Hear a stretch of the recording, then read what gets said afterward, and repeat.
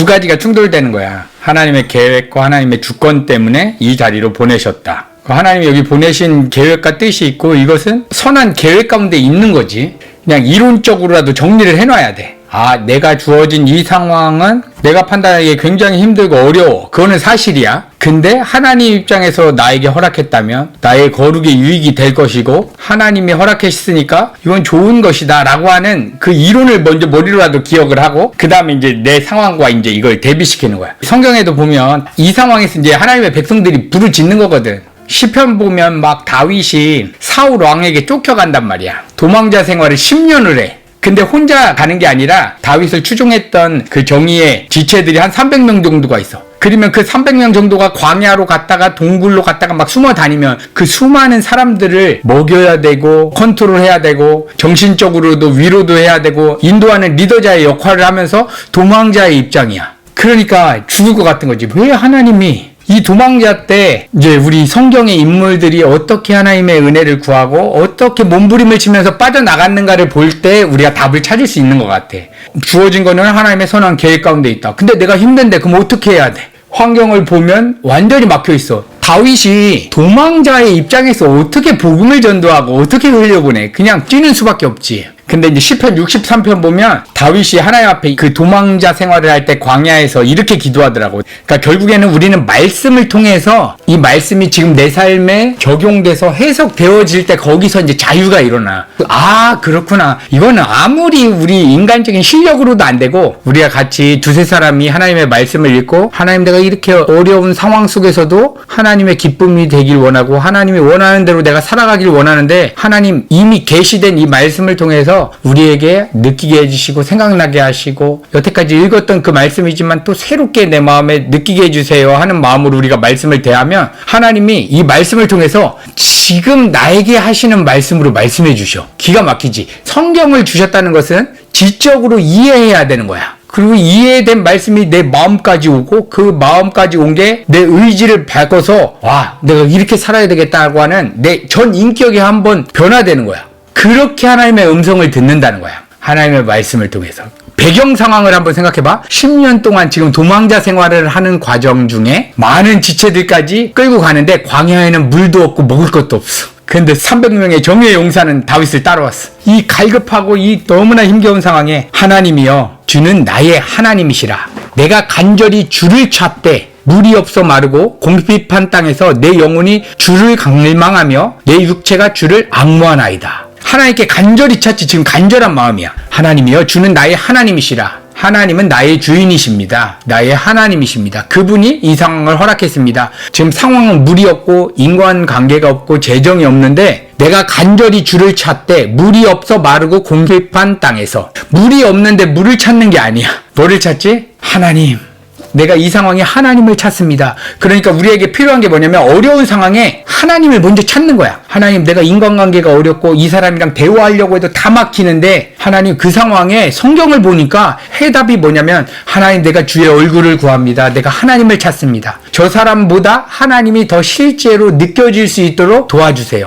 근데 한번 생각해봐. 물이 없는 상황을 닥치고 재정이 없는 상황을 닥치면 우리는 먼저 눈에 보이는 게 인간관계, 재정, 어려워진 환경이잖아. 그게 어찌 됐건 다윗에게 있어서도 지금 도망자 생활에서 자기가 도망가는 그런 상황에서 하나님 이 상황 너무 힘들어요 보다는 이 힘든 마음은 그대로 갔는데 내가 필요한 건 돈인데 돈 대신 하나님을 찾습니다. 하나님 이 상황 안 바뀌어도 좋아요. 지금 처해진 상황 왜 안 바뀌어도 좋냐면 하나님이 허락했단 말이야. 믿음 안에서 이 고백은 돼. 하나님 이 상황 내가 힘든 거는 사실인데 하나님이 허락했으니까 안 바꿔주셔도 돼요. 그대로 두셔도 돼요. 근데 하나님이 실제로 느껴지게 해주세요. 이 갈망하는 마음의 대상을 하나님께로 가는 거야. 뭐 이때는 답이 없어. 그냥 하나님이 크게 느껴지면 이거는 별로 크게 안 느껴지겠구나. 예를 들어서 세월호에 내 자녀가 지금 빠졌어. 이게 실제로 마음속에 크게 느껴지면 오늘 밤 뭐 먹을까? 월세 얼마 낼까? 이것도 큰 문제인데 내 자녀가 물에 빠진 게 더 크게 느껴지잖아. 그러면 마음속에서 밀어놔지지. 하나님은 우리에게 그 상황에 그거 원하시는 거야. 이 문제를 해결하고 변화시키고 바꾸는 거는 안 돼도 돼. 하나님이 일부러 광야 생활로 10년 동안 도망자 생활의 사이즈를 딱 맞춰서 넣어놓고 나서 내가 왜 너 거기에 넣은 줄 알아? 그 상황은 그대로인데 이 상황보다 하나님이 더 쇼킹할 정도로 내 마음의 실제의 대상으로 네가 느껴진다면 판이 완전히 다르게 보일 거야. 세월호에 네 자녀가 빠지면 네가 지금 밥 먹고 친구들이랑 대화하다가 좀 상처받은 거 생각 하나도 안 날 거야. 내 자녀가 지금 빠져 죽는데 그거 생각이 나겠어? 하물며 인간 세상에서 일어나는 일이 쇼킹할 정도로 큰 일이 있으면 아무 생각도 안 나잖아. 그러니까 우리는 영존하신 하나님을 아버지로 모셨어. 하나님은 이 시간과 공간의 제한을 받지 않아. 근데 그 하나님을 나의 첫 번째 대상으로 우리가 모셔야 돼. 첫 번째 대상이 주인이야. 내 생각과 마음을 지배해. 세월호에 내 자녀가 빠지면 그때 그 어머니의 주인은 누구냐면 자녀지. 우와, 큰일 났다. 이 자녀밖에 안 보여? 자녀밖에 안 보이는 상황에서 생각과 마음은 누가 주장하냐면 이 사건이 주장한단 말이야. 그 자리에 하나님을 모시는 작업을 하는데 다윗은 그건 알았어. 자기도 목마르고 궁핍하고 막 죽을 것 같고, 하나님 이게 1, 2년도 아니고 10년 동안 어떻게 이렇게 도망자 생활, 10년 동안 내가 원하는 대로 삶이 안 펼쳐진 게 다윗의 10년 동안 도망자 생활을 통해서 우리가 이해할 수 있는 거야. 다윗의 마음에 우리도 내가 다윗이라고 생각해보면, 하나님 이제 좀 그만하세요. 1년 정도면 훈련 됐잖아요. 2년 정도면 됐잖아요. 다윗도 이렇게 탄식하면서 막 어려웠을 거야. 근데 이 탄식이 언제 가냐면 골리앗을 다 때려 죽인 다음에 영광의 순간까지 갔어. 하나님의 이름으로 이스라엘 한 나라의 16세 소년이 최고로 추앙받은 거야. 영광의 자리에 올라갔던 거야. 근데 바닥으로 떨어지지. 골리앗은 이스라엘 한 나라가 벌벌 떠는 대상이야. 이 세상의 힘, 다시 말하면 돈이라고 할 수도 있고 뭐 교수 자리, 명예가 될 수도 있어. 다 거기 앞에서 조아려. 세상에 힘을 많이 가진 사람들 앞에서 이 세상 구두는 다 조아리잖아. 그 대상이 골리앗이야. 그 앞에서 다윗이 하나님의 이름을 가지고 하나님의 능력을 가지고 골리앗보다, 이 세상 힘보다 하나님을 더 크게 보니까 골리앗이 아무것도 아닌 거야. 돌덩어리 몇 개 간 다음에 하나님이 던지라고 하면 던지는 대로 하나님이 이루시는 거야. 그 역사를 이룬 그 다윗이 이제는 복음을 알고 신앙이 더 성숙해지는 과정 가운데서는 이제는 진짜 힘든 거야. 그때 하나님 기억하는 거야. 내가 골리앗 때려잡았을 때 내가 하나님의 심판대 앞에 있으면 어떡할까? 내가 그 구원의 감격, 나 같은 그 죄덩어리를 사르신 그 은혜를 생각했을 때는 아무것도 안 보이고, 하나님, 내가 주님의 십자가를 바라봅니다. 내가 하나님 은혜 없으면 살 수 없습니다라고 하는 간절함이 내 인생에서 그 순간은 가장 컸단 말이야. 근데 일상의 생활을 하다 보니까 다윗도 똑같아. 동일한 거야. 골리앗 때려잡은 장수가 이제 더 훌륭한 신앙인이 돼야 되는데 오히려 도망자 생활할 때는 물도 마르고, 이때 하나님, 내가 물이 없지만 하나님을 찾습니다. 내 영혼이 주를 갈망하고 내 육체가 주를 앙모하나이다. 내 육체가 지금 물이 필요하고 광야에서 좀 누워서 잘 수 있는 어떠한 공간이 필요하고 베개가 필요하고 같이 먹을 수 있는 음식이 필요한데 내 육체가 주를 앙모한대. 물이 없을 때 주를 찾는데 영혼이 주를 갈망하고 육체가 갈망한대. 영과 육, 내 전 인격이 하나님께 장악되길 원합니다. 이게 우리가 지금 삶의 현장에서 추구해야 되는 바른 신앙의 관점? 이게 키야. 이거 아니면 답이 없어. 이미 세상 사람들이 크게 보여. 이미 이 세상 구조 안에 내가 갇혔지. 여기서 이 시간과 공간의 세계에서 펼쳐지는 일들 속에서 하나님께 마음을 고정하는 거야. 이미 빗나가 있잖아. 이미 장악돼 있어. 도망자 생활이라고 하는 이 환경에 장악돼 있어. 힘들어, 어려워, 여기 장악돼 있어. 이때 마음이 빗나간 상태가 죄니까 하나님께 고정해야 되는데, 하나님은 이 시간과 공간에 묶이지 않으니까 어떻게 되냐? 하나님, 내가 돈이 없는 이 시간과 공간의 생각에서는 돈이 없는데 내 영혼은 하나님을 찾습니다. 하나님이 먼저 크게 보여지는 상태에서 이 도망자 상황을 보면 어떻게 될까? 그래서 2절 보니까 내가 주의 권능과 능력을 보려 하여 이와 같이 성소에서 주를 바라보았나이다. 봐봐, 이때 하나님의 능력, 권능은 능력이고 영광은 내 생각과 마음에 지배하는 최고의 대상이 나의 영광의 대상이야.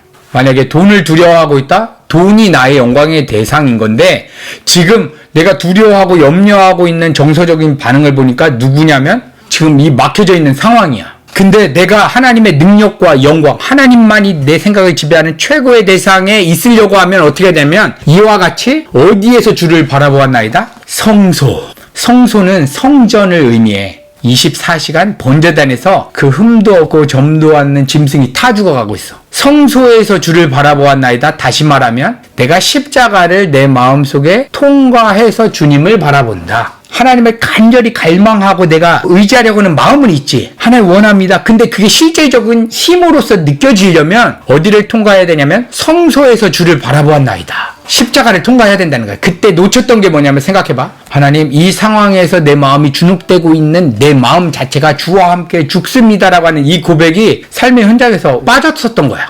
하나님을 구하려면 반드시 한 가지 길이 필요해. 통로가 필요해. 그것은 십자가야. 예수님께서 얘기하셨지. 내가 곧 길이요 진리요 생명이니 나로 말미암지 않고는 아버지께로 갈 자가 없다. 이건 구원받을 때뿐만 아니라 실제 삶의 현장에서 하나님께 가려면 하나님의 능력, 하나님의 생각이 우리의 마음 가운데 임하려면 성소에서 주를 바라보았던 것처럼 십자가를 통과해서, 성소의 의미가 십자가에서 완성되었기 때문에 하나님, 이 환경을 허락하신 하나님의 주권을 인정합니다. 힘든 마음을 보니까 내 마음이 하나님을 최고의 대상으로 보지 않고 이미 세상에 내가 장악되어 있습니다. 저 사람들에 대해서 내가 막 비판과 분노와 열이 나는 것 보니까 이미 내 마음이 빗나갔는데 그건 어쩔 수 없는 나의 죄적인 체질이 하나님 나를 지금 올가매고 있습니다. 그러니까 문제는 환경이 아니라 빗나간 내 마음이 문제네요. 그런 마음이 십자가에 주와 함께 죽었음을 내가 믿음으로 바라봅니다. 하나님 도와주세요. 하나님 한 분만을 갈망합니다.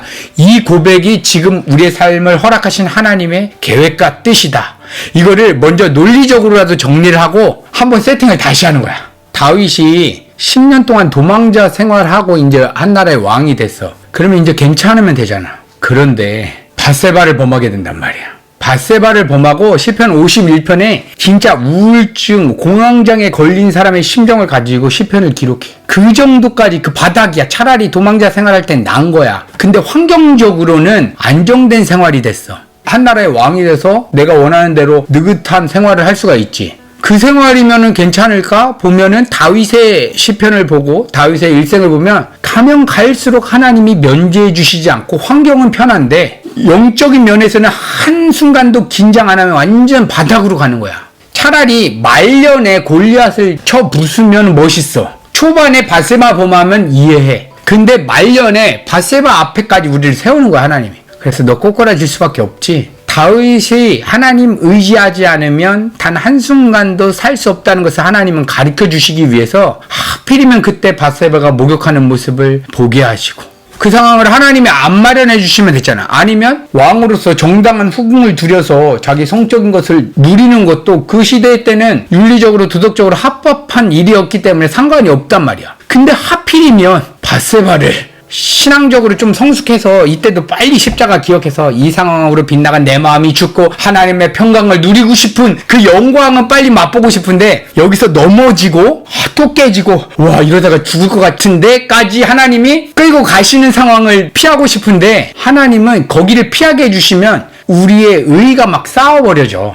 여기 다윗도 보고 성경을 보면 나랑 똑같구나. 아, 여기서 자유롭고 승리할 수 있는 사람은 없구나. 만약에 승리해도 저 사람의 자랑으로 갈 수 없는 게 이유가 뭐냐면 하나님이 머리끄댕이 잡고 그냥 끌고 온 결과인 것 뿐이지 그럴 수가 없구나. 그래서 우린 역설이 있어. 우리가 이렇게 넘어지고 좌절할 때 거기서 나만 그런 게 아니구나. 다윗의 일생을 봐도 말년에 정말 수치스러운 모습, 부끄러운 모습, 예수님의 족보에 밧세바 이름이 기록되어 있어.